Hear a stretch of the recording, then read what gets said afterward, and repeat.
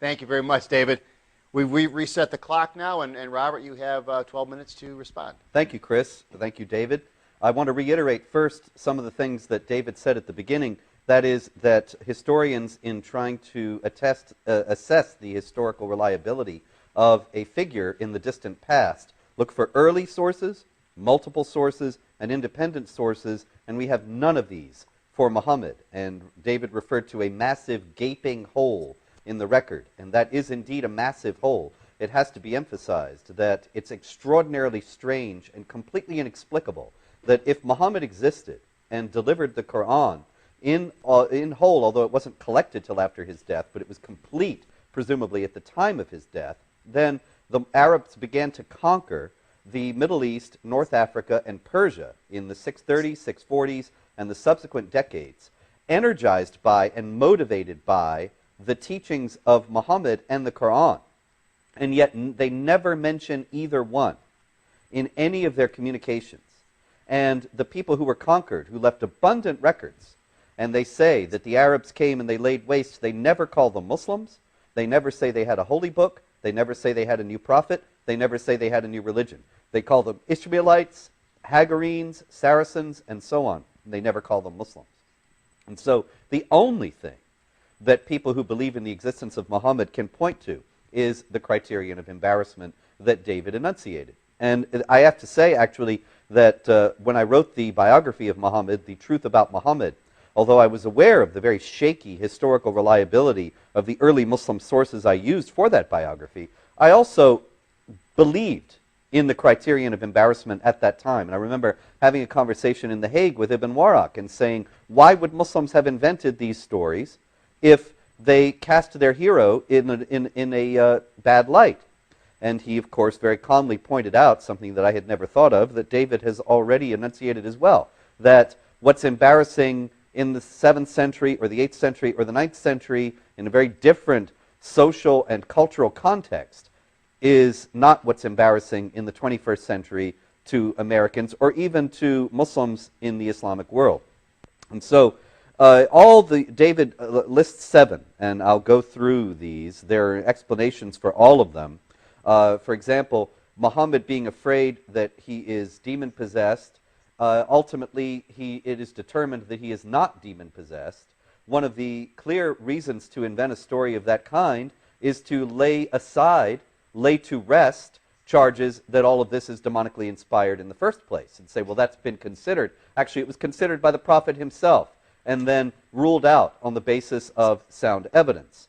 The idea that he was suicidal is also bound up with that he was afraid that he was under the spell of dark forces, and then those dark forces appeared to him and reassured him that they were not dark forces at all, and he was completely reassured and went on to fulfill his mission.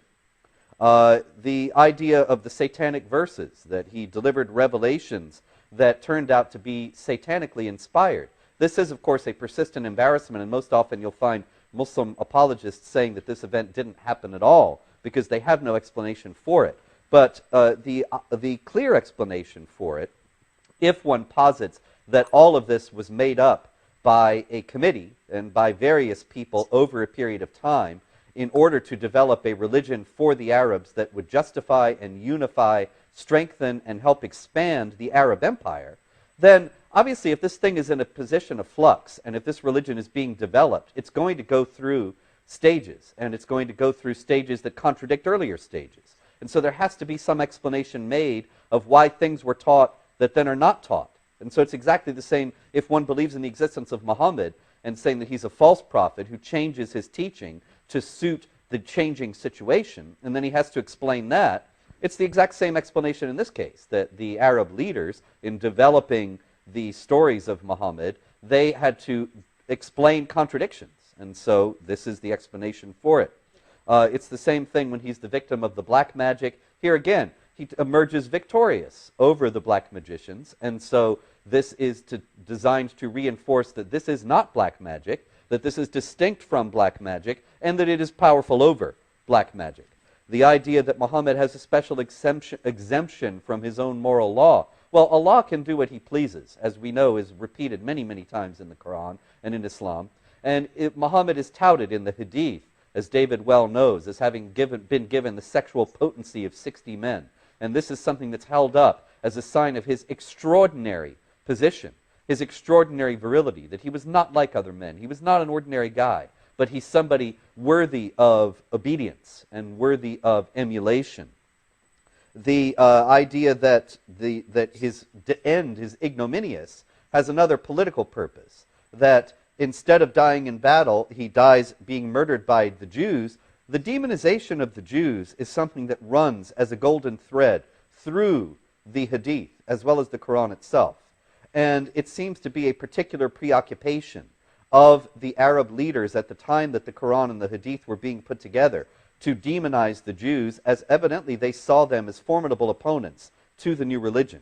And so to have them even going so far as to kill the prophet, as they killed the other prophets, as the Quran endlessly reminds us, is just another brick in the wall of their dehumanization and demonization. And I left the Zainab story for last, because that one is a bit more complicated. This is the most clearly embarrassing story to Muslims. It appears that even the account in the Quran, as elliptical and clipped as it is, in chapter 33, is evidence of the embarrassment. The basic story is that Muhammad married his former daughter-in-law, and evidently some of the Muslims were upset. And so Muhammad, in order to get around the laws of consanguinity, he said, well, there is no adoption. And chapter 33, verse 4 and 33, verse 37, it rules out adoption for Muslims. And Zayd, who was Muhammad's adopted son, has to go back to using the name of his father and call himself Zayd bin Haritha rather than Zayd bin Muhammad, because adoption is illegitimate, as it is in Islam to this day.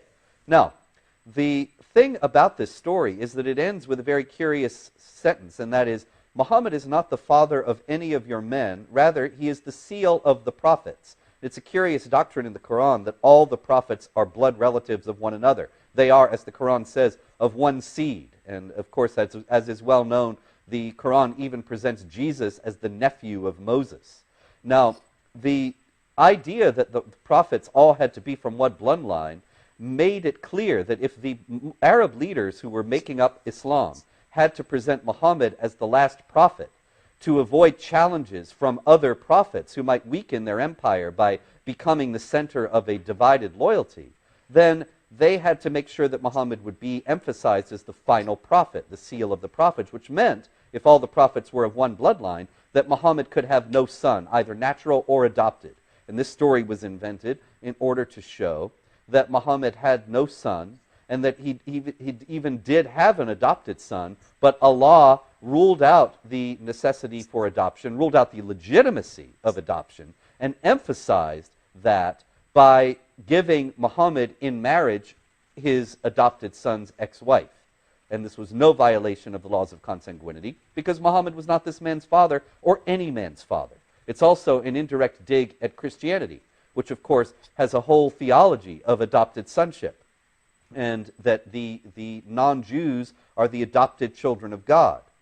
But if adoption is illegitimate, then it is a delegitimization of Christianity. And one of the key elements of early Islam is not only an intent on delegitimizing Judaism, but also delegitimizing Christianity and demonizing both as enemies of the Muslims. If you look at the social and political and cultural milieu of the days in which the Arab Empire was expanding and consolidating, Jews and Christians are the principal enemies of that expansion and consolidation. And so they end up being canonized, so to speak, in the Quran as the worst enemies of the Muslims. Actually, of course, it says the Jews are the worst enemies of the Muslims, and that the Christians they will find closest to you, but then it hedges that around with caveats, saying that any Christian who believes that Jesus is the Son of God is under a curse, and so on. And so the only Christians that it ends up really talking about are Christians who are of a heretical sect that denies the divinity of Christ, denies even that he's the Son of God, denies that he is the Savior and died on a cross.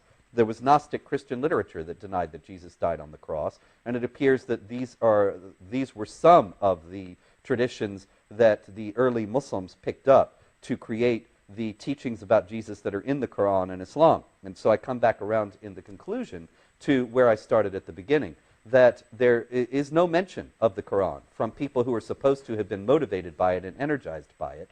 In the first 6 decades of its supposed immediate ascendancy and its being the inspiration for these great conquests. And the only explanation for that is that it didn't exist yet, and it was put together later out of Jewish and Christian material, mostly from heretical Christians, who left the mark of their doctrines on it. And these doctrines were adulterated then by the Arab leaders in order to paint Judaism and Christianity in the most negative light possible.